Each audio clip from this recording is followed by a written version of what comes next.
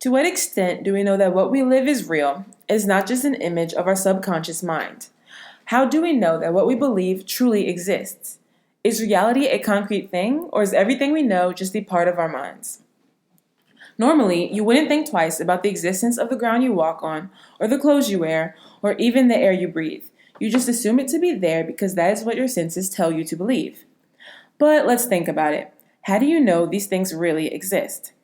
There is a name for this concept, and it's called solipsism, the theory that only the self exists or can be proven to exist.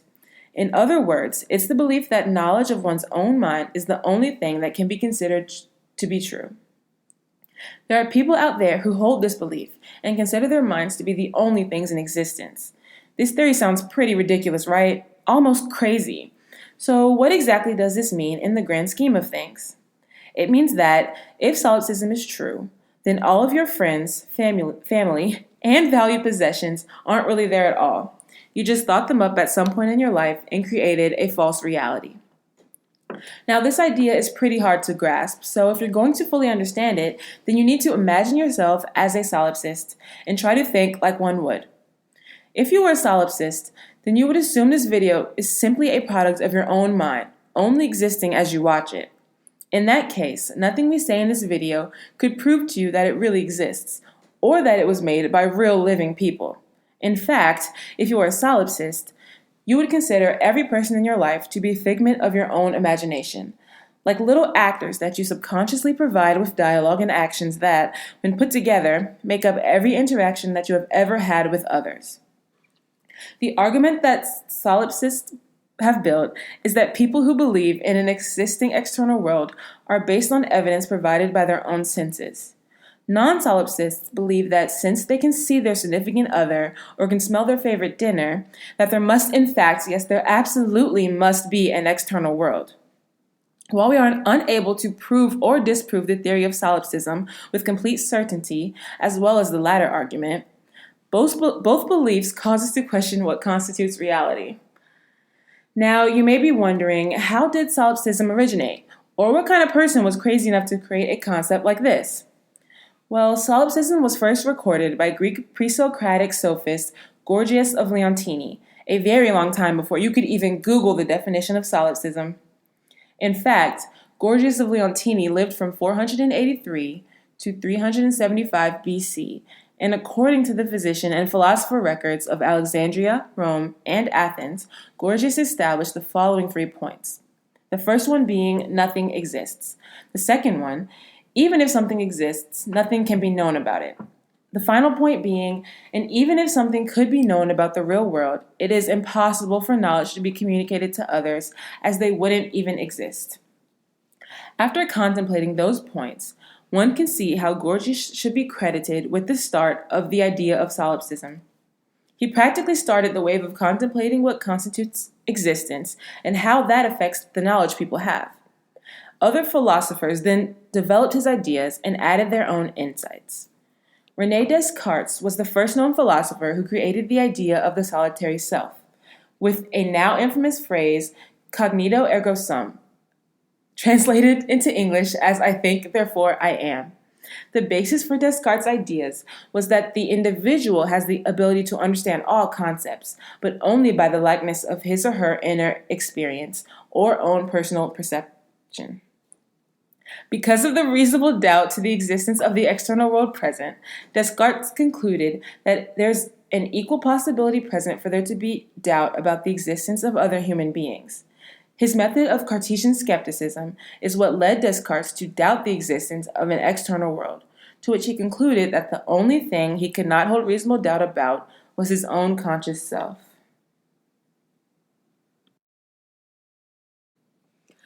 This is Andy. He's a solipsist. Like I said before, if you want to understand solipsism, then you gotta think like a solipsist. After all, it takes one to know one.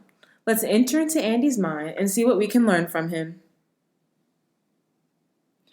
Hi, my name's Andy. You're probably thinking I'm pretty crazy right about now. I know you are, but what am I? I'm a recently converted solipsist, and I know for a fact that nothing exists outside of my own mind. Honestly, I'm only doing this video to entertain myself. Life can get pretty boring and lonely when you're the only thing that exists. Now, let me tell you a little story about something that happened the other day. My mother barged into my room without asking, quote unquote, bearing bad news she absolutely had to tell me. She informed me that my great-grandfather Larry died just 2 days shy of his 100th birthday due to gang-related violence. I must admit, it seemed like a very sad occasion. My mother asked me to come with her to the funeral, but I said, no, I was not going to waste my time mourning for some man who doesn't even exist. I screamed at her, he's just a figment of my imagination, Ma. And so are you if you want to get technical. She got extremely upset with me and my new ideas about solipsism, so she kicked me out of the house.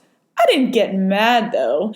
That house is nothing more than an idea created years ago, and I figured it must be just as easy to think up a new one to live in since none of it really exists anyways.